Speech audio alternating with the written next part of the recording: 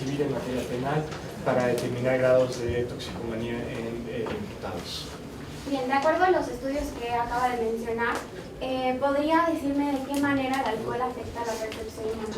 Bueno, mira, el alcohol te afecta de diferentes maneras y dependiendo de diferentes características. No es lo mismo la edad de la persona, el estado emocional, como ya algunos lo han mencionado, incluso el estado del hígado. Si tenemos enfermedades hepáticas, por ejemplo, el alcohol puede afectar de diferente manera a una persona o no. El peso también influye, el estado psiquiátrico o psicológico es muy importante, pero básicamente el alcohol, las primeras cantidades lo que afecta es la cuestión psicomotriz, la cuestión de coordinación.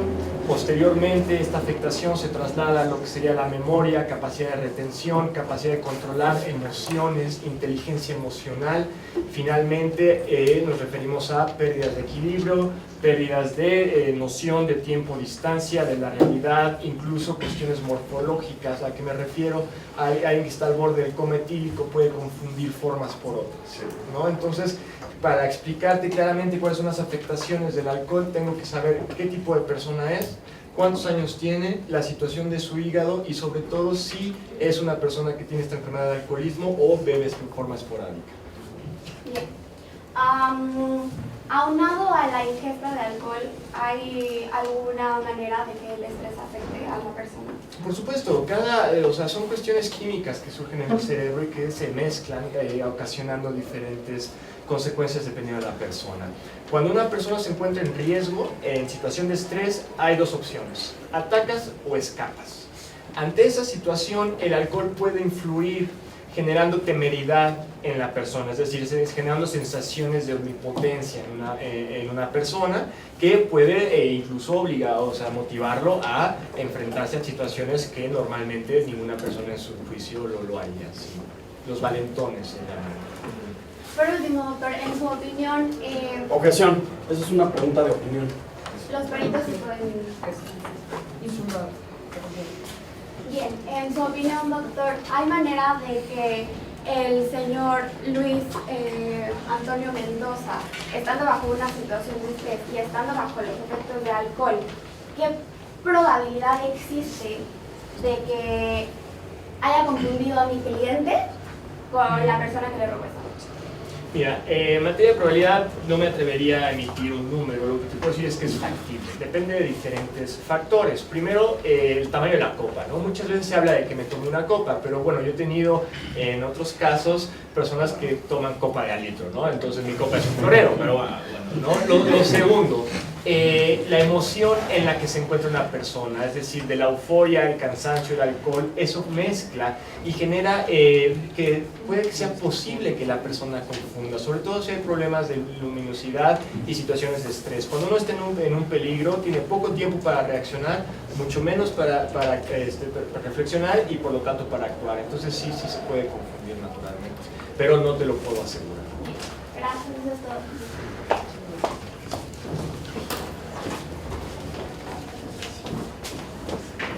Hola, buenas tardes. Hola, ¿qué tal? Como ya había usted dicho, es usted experto en los efectos de drogas y alcohol sobre el cerebro y la percepción humana, ¿cierto?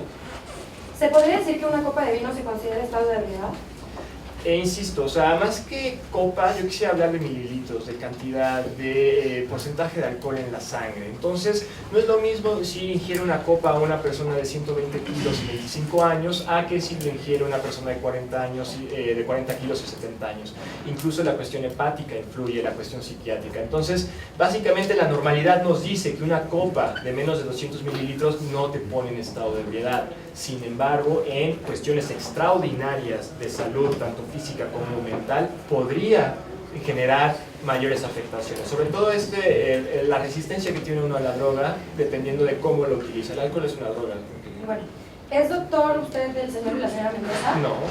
Para poder saber el efecto del alcohol en una persona, ¿usted necesitaría llevar un estudio? Por supuesto, soy un médico, soy una persona seria. Yo no podría dar diagnóstico si no tengo claramente los estudios. Entonces usted está solamente dando una opinión acerca de un estudio general de cómo afecta el alcohol en la Por persona. supuesto, estoy dando mi opinión de experto en relación al consumo de alcohol de forma genérica. No tengo los elementos, tipos sanguíneos, pesos, características del sujeto para determinar cómo podría afectar.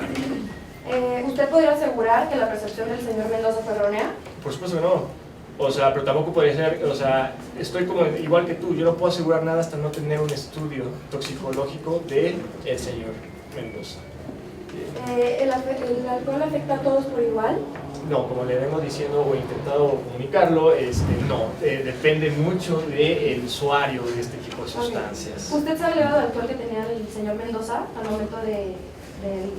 No, bueno, me he estado escuchando el juicio, he oído hablar que tomó una copa normalmente tiene entre 250 y 300 mililitros, observando a la altura y el peso del señor, pues, podría medio que interpretar sin ningún grado de exactitud el grado de alcoholismo que tendría, pero no podría tener una opinión natural. Okay. En casos amenazadores, como usted había dicho, entra la persona en un instinto de pelear o escapar. Totalmente. En este caso, ¿usted cree que los sentidos del señor Mendoza hayan despertado en caso de que haya estado... Yo creo que los sentidos del señor Mendoza están despiertos desde antes de entrar a su casa.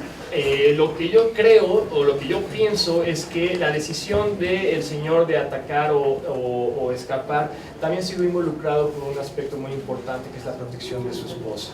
Entonces, yo podría argumentar que en dado caso de estar solo, el señor Mendoza hubiera podido actuar de otra forma, pero en el momento en el que hay un ser querido, en el momento en el que estamos en el hogar, hay reforzamientos que hacen que nos impulse al ataque. Y, naturalmente, si tenemos cierta cantidad de alcohol en la sangre, puede ocasionar que nos sintamos más valientes, que nos sintamos temerarios e invencibles en ocasiones. Ok, entonces en este caso usted está diciendo que el señor Mendoza estaba, actuando claramente a pesar de haber tomado una copa de vino. No podría decirlo, lo que puedo decir es que la copa de vino motivó o reforzó las acciones del señor Mendoza. O sea, ¿cuántas veces antes de aventarse al ruedo no echamos un tequilazo para agarrar valor? ¿No? El señor estaba con una copa que puede interpretarse o puede ocasionar que se sienta más capaz de lo que realmente puede hacer. Pero le estoy preguntando acerca de la claridad. Ajá. Tenía un momento de claridad a pesar de haber tomado una copa de vino, por el instinto de supervivencia.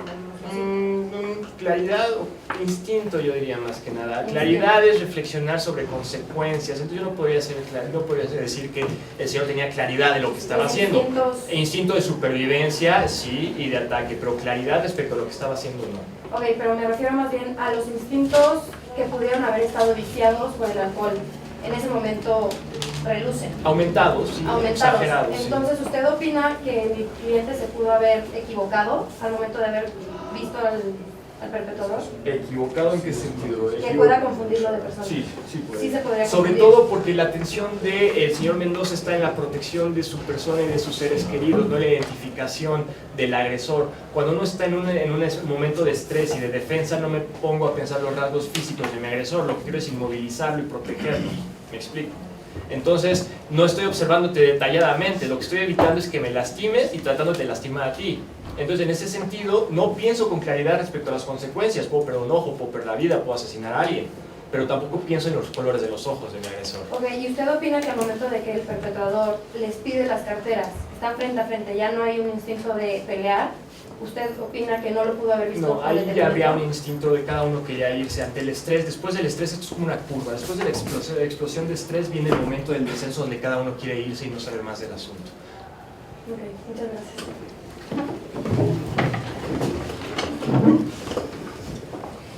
Se le ruega a la defensa que esté en silencio durante el tiempo de los interrogatorios. Muy buenos días. Claro, buen día. Doctor. Bueno, pero le voy a hacer ciertas preguntas y necesito que me conteste con toda claridad. ¿Cuánto tiempo lleva ejerciendo la profesión de psicólogo? Más de 20 años. Excelente. ¿Se ha especializado en algún área? Sí, en toxicomanía, toxicología, toxicomanía, identificación y diagnóstico de adicciones. Excelente. Previamente había dicho que tiene publicaciones. ¿Me puede contar más acerca de estas publicaciones? Bueno, tengo 8 publicaciones en materia de alcoholismo. Desarrollo la ecuación alcoholismo, pobreza, violencia.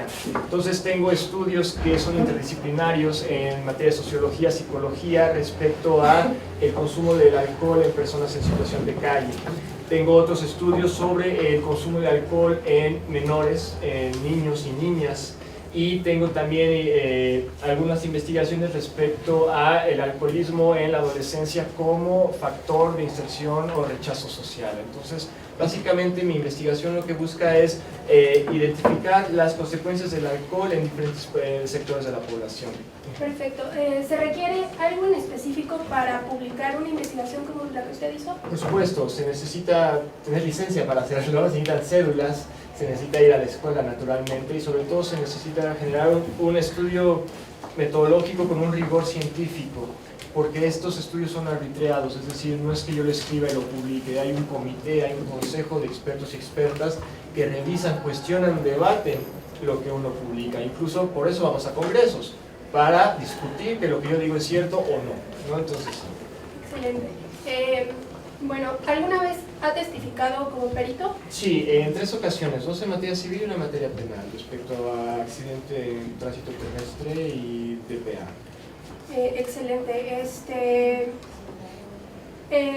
Bueno, en su experiencia, ¿el consumo del alcohol tiene alguna afectación en la percepción humana? Abogada, si yo le comentara toda mi experiencia, he tenido casos donde hay personas que ahogan a sus niños dormidos, congestionados alcohólicos, se duermen en la misma cama junto al niño de meses y lo asfixian.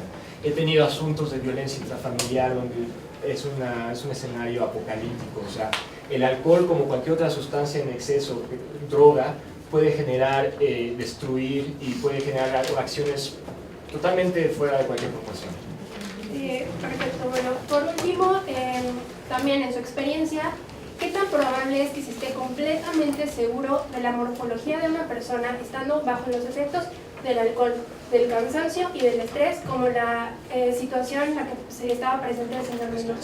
Segura solo la muerte, incluso sobrio, a las 9:30 de la mañana, 10 de la mañana uno puede confundir cosas, y no simplemente los accidentes de tránsito que vemos camino al trabajo. No necesito tomar alcohol para quedarme dormido a las 7 de la mañana rumbo a mi oficina después de haberme quedado en ese lugar la noche anterior. Entonces, lo que yo podría contestar a su pregunta es: no podemos estar seguros de la percepción que tenemos, incluso sobrios. O sea, Aldous Huxley escribió un libro que se llama Las puertas de la percepción, donde explica eso. Pero en relación al asunto que nos ocupa, sí, el alcohol, el cansancio y factores como euforia u otras sensaciones pueden distorsionar la cuestión morfológica. Porque también hay cuestiones, hay veces que uno ve y hay veces que uno ve lo que quiere ver. ¿Me explico? El cerebro puede ser muy caprichoso. Excelente. Por mi parte, esto es. Buenos días, señor juez. Buenos días. ¿Qué tal, Gonzalo? ¿Es cierto que la defensa pidió de su apoyo?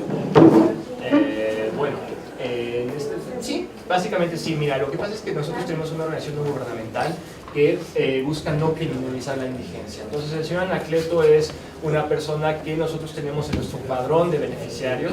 Entonces, no es que haya pedido la atención, sino como parte de nuestras acciones nosotros salimos a buscar apoyar a estas personas.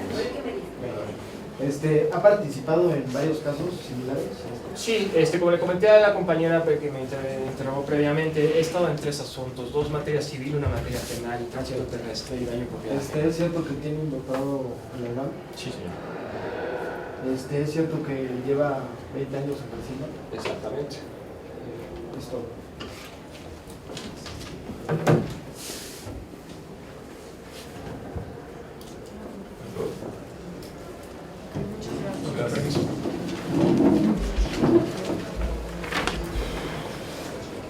Anacleto,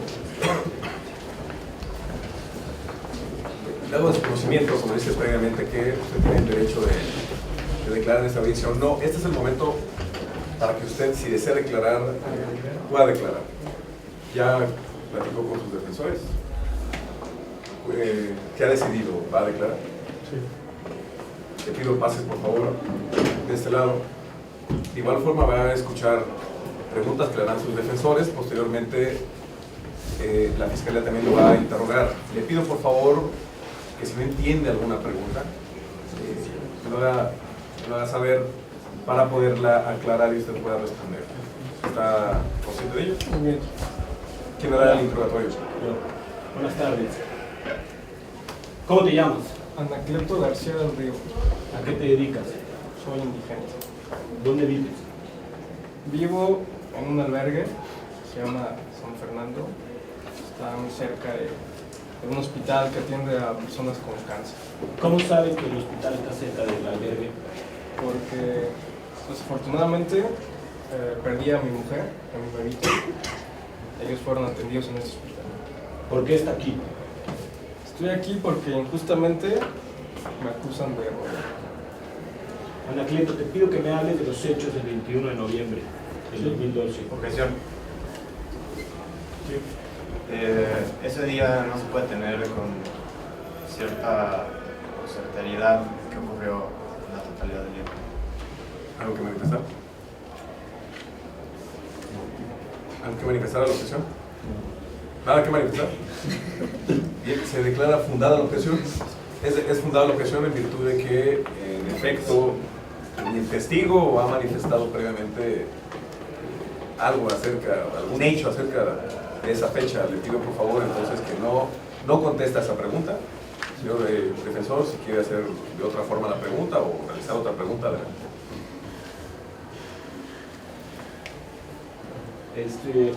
Entre las 10 y 10:20 de la noche que los dueños de la casa se percataron del robo, ¿dónde se encontraba usted?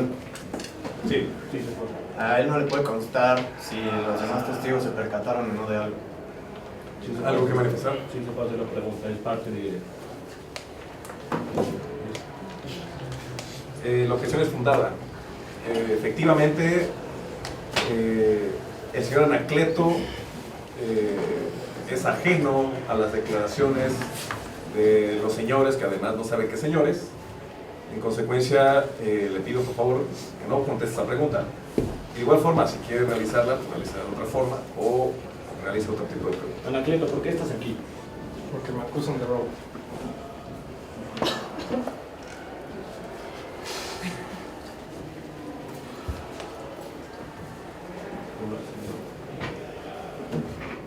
Les pido que me vuelva a hablar del día de los hechos, ¿no? De cómo fueron los hechos, qué fue lo que sucedió.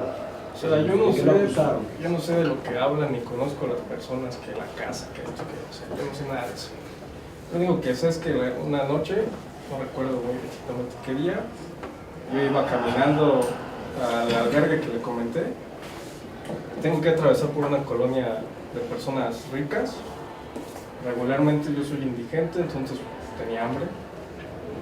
Y paré a unos basureros que estaban allí cerca.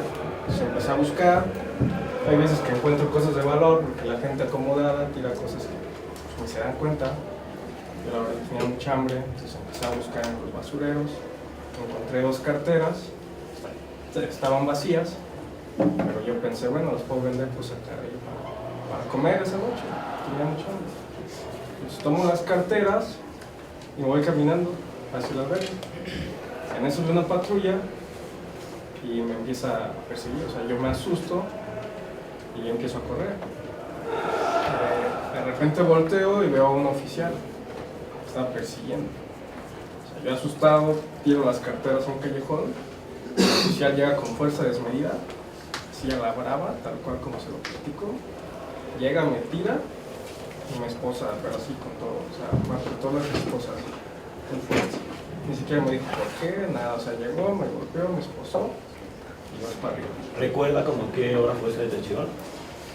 La verdad no recuerdo muy bien, solo sé que era de noche. No recuerdo mucho. ¿Usted transita mucho por la calle donde lo detuvieron los oficiales, las autoridades? Regularmente porque es la forma en la que yo obtengo mi alimento.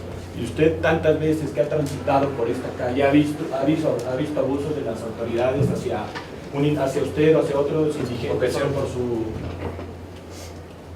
La pregunta no tiene nada que ver con el caso. Sí, relevante. Me parece que la pregunta es relevante. ¿Por qué? Porque nos va a decir cómo funcionan las autoridades en esa zona.